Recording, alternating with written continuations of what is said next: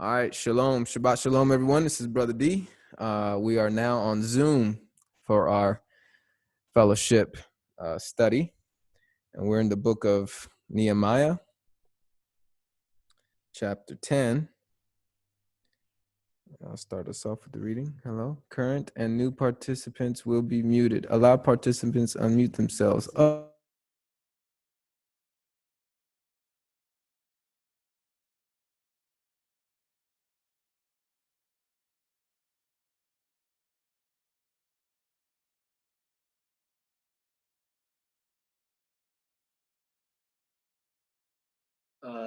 You all right there, D? Kind of got cut off. Thanks for letting me know, Doug. Yes, my mic got muted again because Milo showed me something new here. But yeah, good stuff. All right. Remember, guys, raise your hand at any time if you want to share something.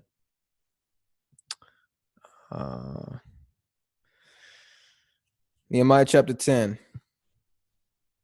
On the sealed documents were the following names: Nehemiah, the governor, son of Hakaliah, along with Zedekiah, Seraiah, Azariah, Jeremiah, Pashur, Amariah, Malkiah, Hatush, Shebaniah, Maluk, Harim, Meremoth, Obadiah, Daniel, Ginethon, Baruch, Meshulam, Abiyah, Miyamin, Maaziah, Bilgai, and Shemaiah. These were the Malachim, the priests. Oh, no, that's not Malachim. What is it in Hebrew? Do you have it in the Sefer? Okay, priests. These were the priests. I wonder which Daniel that was. Verse 9, the Levites were as follows.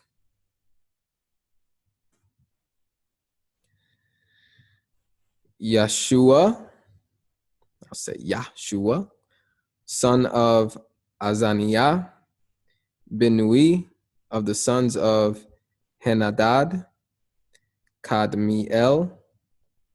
Verse 10, their colleagues were as follows: Shebaniah,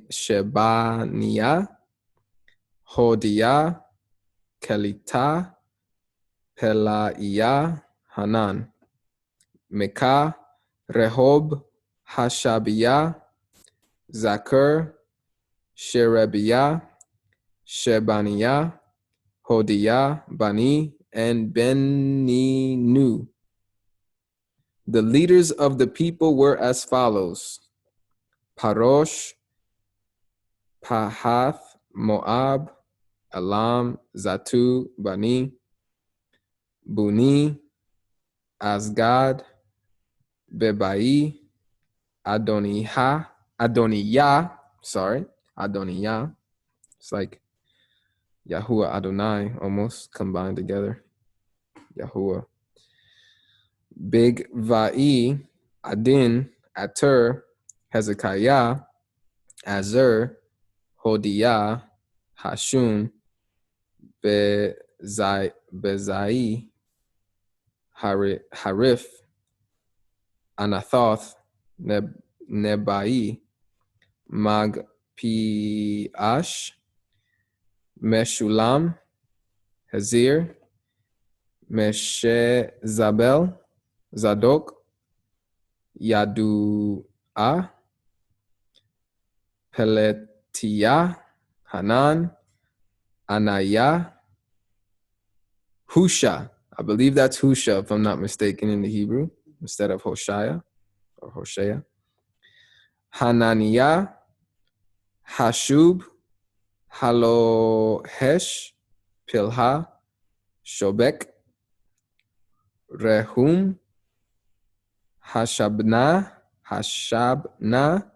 Maaseyah, Ayah, Hanan, Anan, Maluk, Harim, and Ba'ana. So those are the leaders of the peoples. Now, the rest of the people, the priests, the Levites, the gatekeepers, the singers, the temple attendants, and all those who have separated themselves from the neighboring peoples because of the Torah of Elohim, along with their wives, their sons, and their daughters, all of whom are able to understand, hereby participate with the colleagues, the town leaders, and enter into a curse. What do you have? 29? A curse, my goodness. Hereby participate with their colleagues, the town leaders, and enter into a curse and an oath to adhere to the Torah of Elohim, which was given through Moshe, the servant of Elohim, and to obey carefully all the commandments of Yahuwah, our Adonai, our Lord, according with his ordinances and his statutes. That's a very interesting verse, guys. I'd love to talk about that. What is that all about? So, Brother Doug, I see you visually raising your hand. Let me see here. Yeah, I was just going to say the reason they're cursing themselves is because in Deuteronomy chapter 30, it talks about it's a blessing and a curse. Blessing if you keep the commandments, you're cursed if you don't. So they're kind of swearing the same oath that the original Israelites swore. I just wanted to add that. All right, Brother Doug, good connection there. Milo's nodding her head. She agrees. Very nice. Because it says to enter into an oath to walk into Elohim's Torah, and the Torah includes both curses and blessings. It's just awkward for me to see just curse by itself. What does yours say next? It doesn't say an into an oath. And an oath. It doesn't say and a blessing. You know what I mean? So it was awkward to me. I was like, whoa. So, but this, I'm sure I could see Christians twisting this one up. You see, it was always meant to be a curse. The law was a curse, but Yahusha brings the blessing. That's what they would want us to believe. Well, here's the thing. Even in that mindset of obeying a Torahless Messiah, even that Messiah still has some type of Torah and some type of instructions. You know what I'm saying? So the idea of, or the principle of reaping what you sow, including curses or negative consequences, that's in the Brit Hadashah. So it's not just related to the actual Messiah that walks in the Torah. You know what I'm trying to say? No. Mm-mm. What I'm saying is, okay, for those who believe that Messiah came and nailed the Torah to the cross, the Torah of Moshe, the Torah of Yahuwah, to the cross because it has a curse or because it is cursed. They still would believe, or many still believe, that their Messiah still has a Torah of his own. They call it the Torah of their Messiah, the law of their Messiah. And in that law, there's still repercussions. There's still curses. And if you commit sexual morality and you're gossiping and you have maliciousness towards your brethren and stuff. So there's still in that Torah a curse in and of itself. That's all I'm saying. Anybody else have anything they want to say? I don't see any hands raised. I got something to add. It says they swore a curse on themselves if they failed to obey the law of Yahuwah. So it's not saying the law of Yahuwah is a curse. It's saying that them failing to obeying it, they swore an oath that if they fail to walk in his commandments, it's a curse. What version is that? What version? NLT. Yeah, I think the NLT adds more than what's there. Okay. Also, I was going to add that I like how the NLT says in verse 28, the rest of the people, the priests, the Levites, the gatekeepers, singers, temple servants, and all who had separated themselves from the pagan people of the land in order to obey the law of Yahuwah. So I just like that because that kind of connects to modern day of how can we apply this to these modern times? Well, we got to separate ourselves from unbelievers. And, light cannot fellowship with darkness. I just wanted to add that.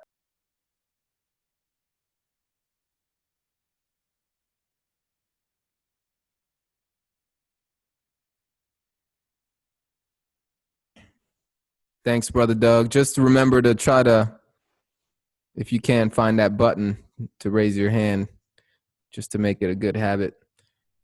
So yeah, very, very interesting verse, man. I can see that getting thrown around many different ways. Okay, did I read the whole thing? The oath to adhere to the Torah of Elohim, which was given through Moshe, the servant of Elohim. So that shows that Moses is not the author of it. Yahuwah is. And to obey carefully all the commandments of Yahuwah, our Lord, along with his ordinances and his statutes. And that ordinance word there is not dogma in the Greek. I've checked it before when we had a discussion with each other on dogma. It's not dogma in the Septuagint, as far as my research is concerned. Verse 30, we will not give our daughters in marriage to the neighboring peoples, and we will not take their daughters in marriage for our sons. We will not buy on the Sabbath or on a set-apart day from the neighboring peoples who bring their wares and all kinds of grain to sell on the Sabbath day. We will let the fields lie fallow every 7th year. That's incredible. I wonder how that really was. Like, how did they really do that? And we will cancel every loan. Hallelujah. I wish. Verse 32. We accept responsibility for fulfilling the commands to give 1/3 of a shekel each year for the work of the temple of our Elohim. Right, very appropriate. For the loaves of presentation, I don't know how it says in the other versions, the showbread, thank you very much. And for the regular grain offerings and regular burnt offerings, for the Sabbaths, for the new moons, or new months, either way, same thing, for the appointed meetings, for the set-apart offerings, for the sin offerings, to make atonement for Yisrael, and for all the work of the temple of our Elohim. We, the priests, the Levites, and the people, have cast lots concerning the wood offerings, to bring them to the temple of our Elohim according to our families at the designated times, year by year, to burn on the altar of Yahuwah our Elohim, as is written in the Torah. We, the priests, the Levites, and the people. Verse 35, we also accept responsibility for bringing the first fruits of our land and the first fruit of every fruit tree year by year to the temple of Yahuwah. A lot of people say, are you doing that, D? Are you doing that? Again, context. We don't have a temple. How can I do that? Doesn't make sense. We are the temple. We're going to spiritualize everything now. Now let's go get some first fruits and share it amongst each other. I mean, if you want to do that, that's great. I'm not going to say that's, that's wrong, but if you're saying that that's a commandment now and we have to spiritualize it, and that, no, I'm not doing that. Verse 37. We will also bring the first of our course meal, of our contributions, of the first of the fruit of every tree, of new wine and of olive oil, to the priests at the storerooms of the temple of our Elohim, along with 1/10 of the produce of our land to the Levites. For the Levites are the ones who collect the tithes in all cities where we work. Christians don't want to hear that one. The Levites are the ones who collect the tithes. You ain't a Levite, stop collecting tithes. A priest of Aaron's line will be with the Levites when the Levites collect the tithes, and the Levites will bring up 1/10 of the tithes to the temple of our Elohim, to the storerooms of the treasury. The Israelites and the Levites will bring the contribution of the grain, the new wine, and the olive oil to the storerooms where the utensils of the sanctuary are kept and where the priests who minister stay, along with the gatekeepers and the singers.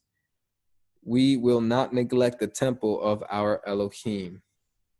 It's all about the temple, the Levites, the priests, tithes, all connected to them, not churchianity, not Christianity, not them building their own little kingdoms with their kings on the pulpit.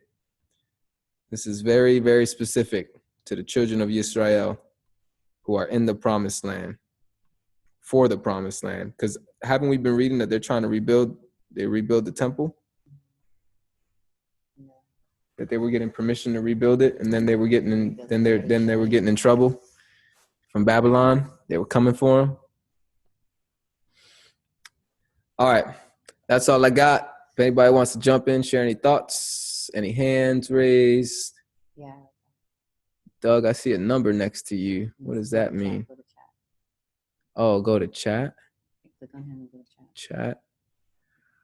It's not there. I clicked on more. Oh, the hand raising. It should then just say raise hand. Doug. You can't do it on yours because you're the host, but. But what I'm getting from this though is that they what was their response as they're rebuilding Yerushalayim? It was to reinstate the Torah. Like it's just a repetitive theme that I constantly now see through scriptures. It's a constant returning back to to return back to the ancient paths of our forefathers and obeying the Torah. That's what the response is supposed to be. Not coming back into the land and then saying, well, this Torah was too difficult, it was too hard, our forefathers have failed, and therefore we won't do it.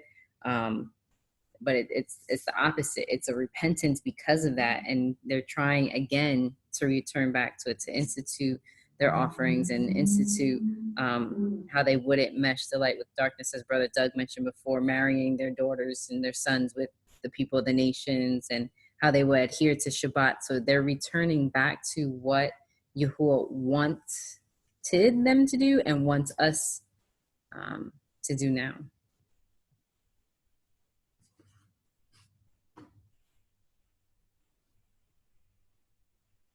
And that's that.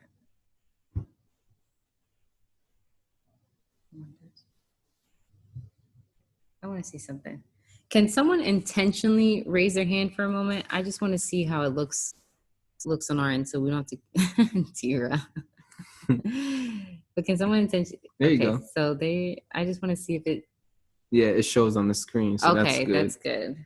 Okay, and then what? Did you just remove it intentionally? Okay, perfect. It stays up there then. That's good. Hopefully. That's good. All right. Yeah. So we don't have to keep flipping back and forth. All right. Who would like to read next? Unmute your mic. The first person to unmute their mic and talk and read next. I'll take the next one. Boom. Nehemiah 11, verse 1.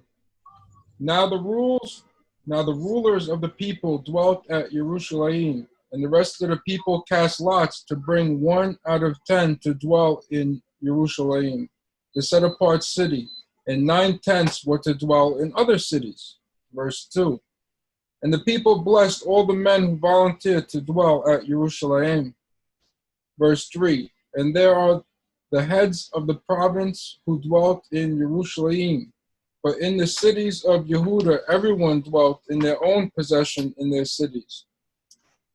Yashrael, the priests and the Levites, and the Nethinim, and the sons of Shalomah's servants. Verse 4. And in Jerusalem dwelt certain of the children of Yehuda, and of the children of Benjamin. Of the children of Yehuda, Althai, son of Uzziah, son of Zechariah, son of Amarah, son of Shephatah, son of Maliel, and children of Peretz. And Ma'asher, son of Baruch, son of Kol Hoseh, son of Hazah, son of Adaiah, son of Yarabib, son of Zechariah, son of Shaloni. Verse 6, all the sons of Peretz who dwelt at Jerusalem were 468 brave men. And these are the sons of Binyamin: Salu, son of Meshulam, son of Yoed, son of Pedah, son of Koliah, son of Masiah, son of Ithel, son of Yeshua. And after him, Gabai, Sali, 928. And Yoel, son of Zikri, was their overseer, and Yehuda, son of Sanah, was second over the city. Verse 10, of the priests, Yediah, son of Yarab, Yakin, Sariah, son of Hikwa, son of Meshulam, son of Sadak, son of Mariot, son of Atub, was the leader of the house of Elohim. Verse 12, and their brothers who did the work of the house were 822, and Adiah, son of Yeroham, son of Peliah, son of Amsi, son of Zechariah, son of Pashur, son of Malikah, and his brothers, heads of the fathers' houses, were 242, and Amashah, son of Azarel, son of Azai, son of Meshlamoth, son of Emir. And their brothers, mighty brave ones, were 128, and their overseer was Zabdiah, son of the great ones. Verse 15, also of the Levites, Shema, son of Yashub, son of Azrikam, son of Hashabiah, son of Bunai, and Shabbatai and Yozabad of the heads of the Levites over the outside work of the house of Elohim.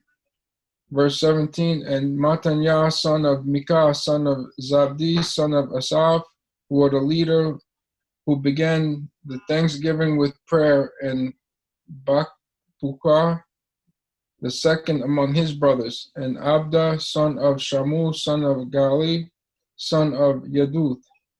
All the Levites in the set-apart city were 284, and the gatekeepers, Aquab, Talam, and their brothers keep guard at the gates, were 172, and the rest of Yashrael of the priests Levites were in all the cities of Yehuda, each one in his inheritance. But the Nethinim dwelt in Ophel, and Tisha and Gishpa were over the Nethinim. And the overseer of the Levites at Jerusalem was Uzai, son of Bani, son of Hazbakah, son of Mataniah, son of Mikah, of the sons of Asaph. The singers were over the work of the house of Elohim, for the sovereign's commands was upon them, and support for the singers a matter day by day. And Pethiah, son of Meshiyab, and children of Zerah, son of Yehuda, was the sovereign's deputy in all matters concerning the people. Verse 25, and at the villages with their fields, some of the children of Yehuda dwelt in Kiriath Arba and its villages, and in Dibon and its villages, and Yekutah and its villages, and in Yeshua, and in Maldah, and in Payat Pelet, and in Hatziah Shual, and in Beersheba and its villages, and in Siklag and Mekonah and its villages, and in En Rimon, and in Sora, and in Yarmut, Zanawa, Adulam, and their villages, in Lachish and its fields, in Azekah and its villages. So they dwelt from Beersheba to the valley of Hinnom.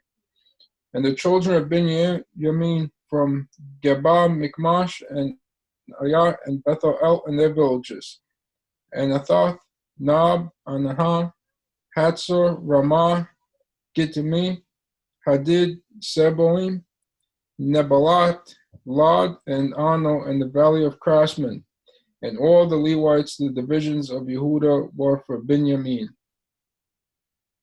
I have nothing to add to this, so it pretty much states that how the split was with Jerusalem and in the outside cities, from my belief.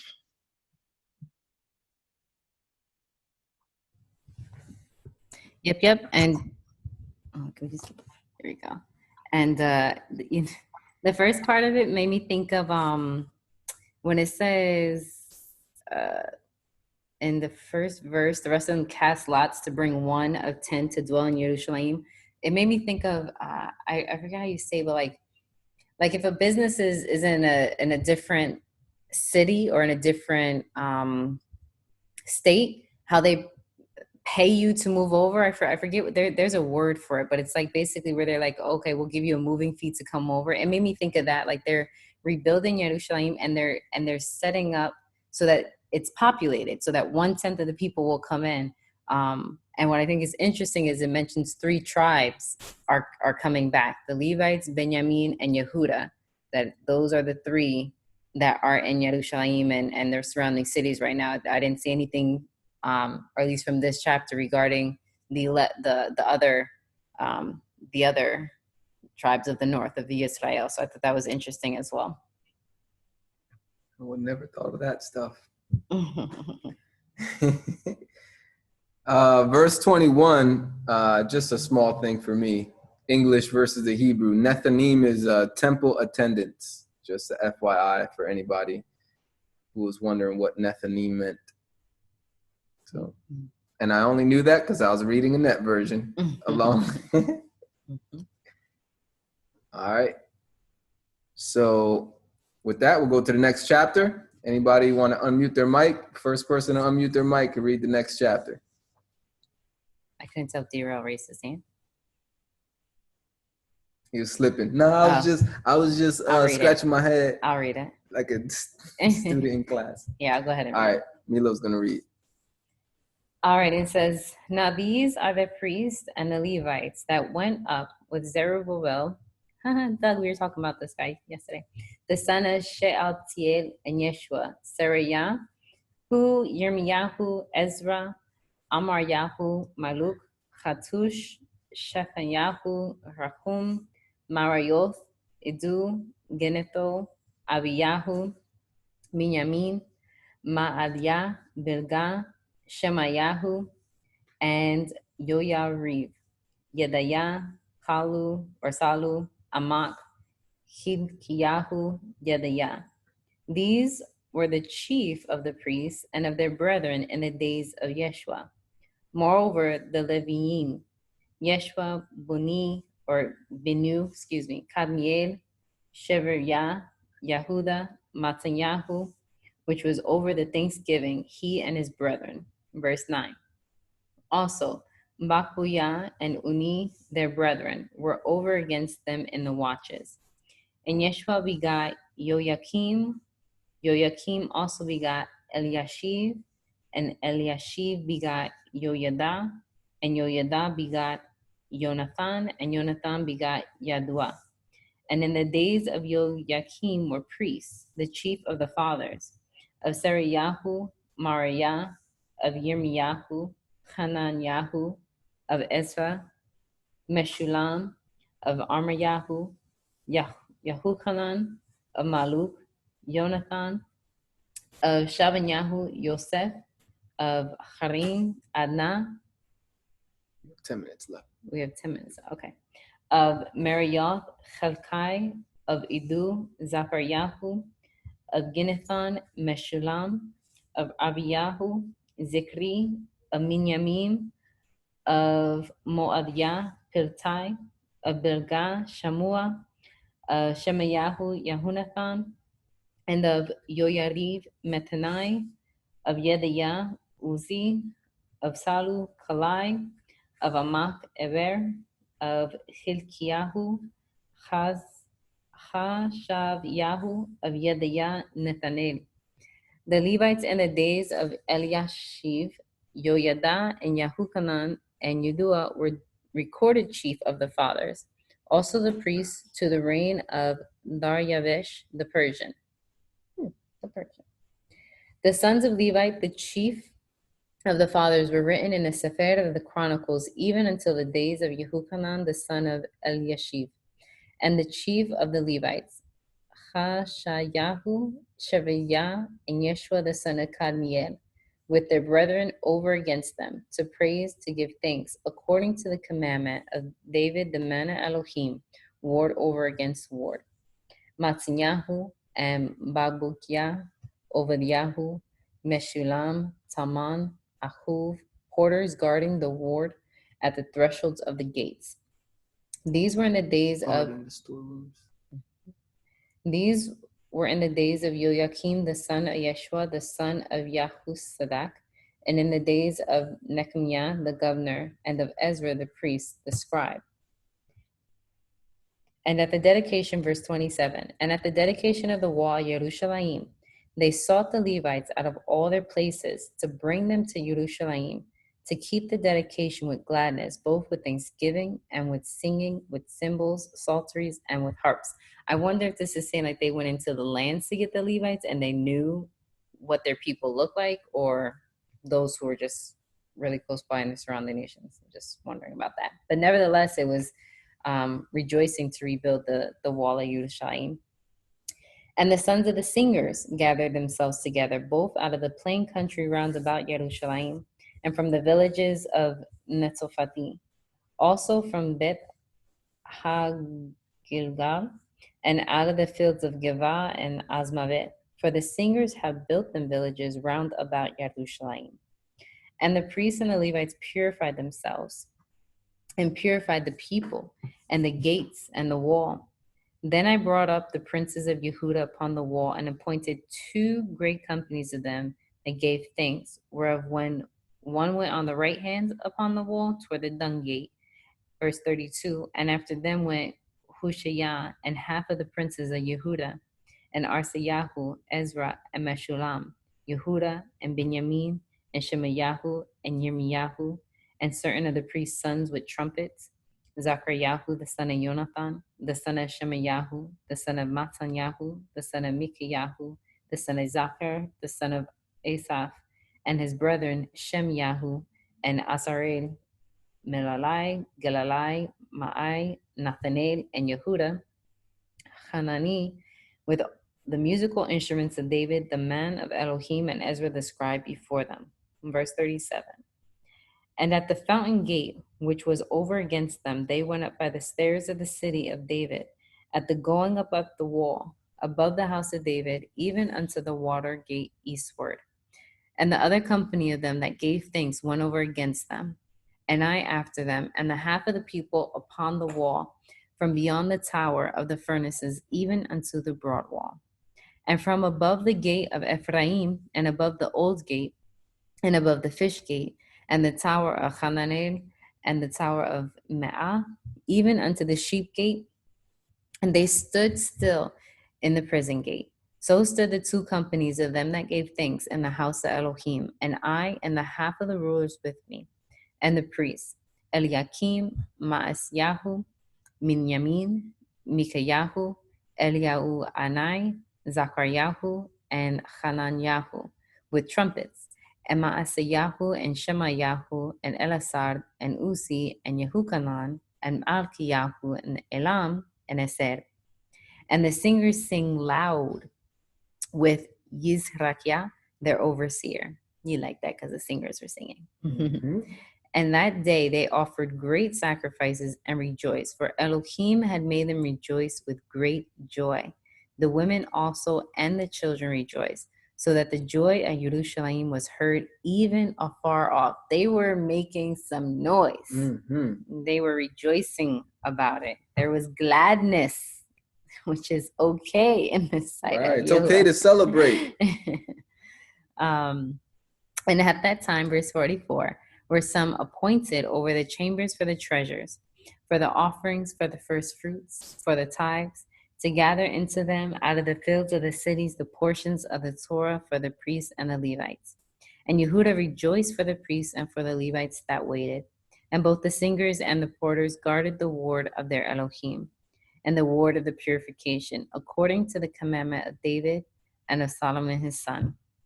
From the days of David and Asaph of old, there were chief of the singers, and the songs of praise and thanksgiving unto Elohim, and all Yisrael in the days of Zerubbabel, and in the days of Nehemiah, gave the portions of the singers and the porters every day his portion, and they sanctified, set apart things unto the Levites, and the Levites sanctified them unto the children of Aharon. So they were able to keep and tend to the Levites and to the priests, which was part of the commands not to forget the Levites that are amongst you, and to be able to provide for them, since their portion is Yahuwah. Very nice. I see that the wall is dedicated in Jerusalem. The wall of Jerusalem is dedicated, and they made a celebration. It's not necessarily a feast or some kind of new commandment, and it's not wrong. It's something that they decided was a special occasion, and it turned into a celebration. Nothing wrong with that. I think it's important. For me, I think it's important to mention, because I know for those of us getting into Torah, at some point we come across teachers who say, you can't celebrate nothing but the feasts. Can't have no type of celebrations, nothing else. Oh, anything. Oh, But, I see what you're saying. you know, it's all man-made, and, you know, we got to, you know, examine everything. Some things might have pagan origins and all. That's a different story. But here they're just finding a reason to celebrate. You know, I get a new job. What if I want to throw a party because I'm getting this new job? Ain't nothing wrong with that. Hey, let's throw a big celebration. Come on over. Let's have some drinks and some food and have a great time. And rejoice in Yahuwah. Rejoice in Yahuwah. Yeah. Go ahead. Henry. Yeah. I think that's the part, is because they're rejoicing in Yahuwah. You know, it's not just you know, for those who want to say, well, it'll just be focused on you. Well, you can give thanks to Yahuwah. Yeah. I mean, he's the one that gives and takes away anyway. Yeah. So, but this is obviously cause for celebration. What do we think when we're going to go back into our land? That's going to be great rejoicing. I think we're celebrating when we go back into the land. Don't you think? Just a little bit. Or even if he, you know, if and when he takes us into the wilderness, that's going to be, I think it's going to be a great struggle. I don't think it's going to be as easy as some may think. I think it's going to be a great struggle, but I think at the same time, there's going to be rejoicing because he's keeping us in the midst of everything that's going to happen. So, I mean, you know, so yeah, there's definitely cause for rejoicing. Nice. Anybody else? Any words? I think we should stop the recording because we had a 10-minute warning. We should stop it anyways. And we can start a fresh recording to go to the new chapter. Unless anybody has something to say real quick. Go ahead, Brother Doug. Yeah, go ahead, Brother Doug. I tried to find it. I don't know if it's different on the computer or what. I can't find the dang stupid hand button. Can't find it anywhere. Anyway, I was just going to add, yeah, there's nothing wrong with having a normal celebration. What were the Maccabees doing when they rededicated the temple? That wasn't a feast commanded by Yahuwah, the Feast of Dedication. There's nothing wrong with what they were doing. They were celebrating because they took the temple back from Antiochus Epiphanes, who is a type of anti-Messiah, who was the first fulfillment of the abomination of desolation in the book of Maccabees. So they were just celebrating because they could rededicate it to Yahuwah. So that's all I wanted to add. Perfect timing. We'll end with that. And I'm going to start the session again.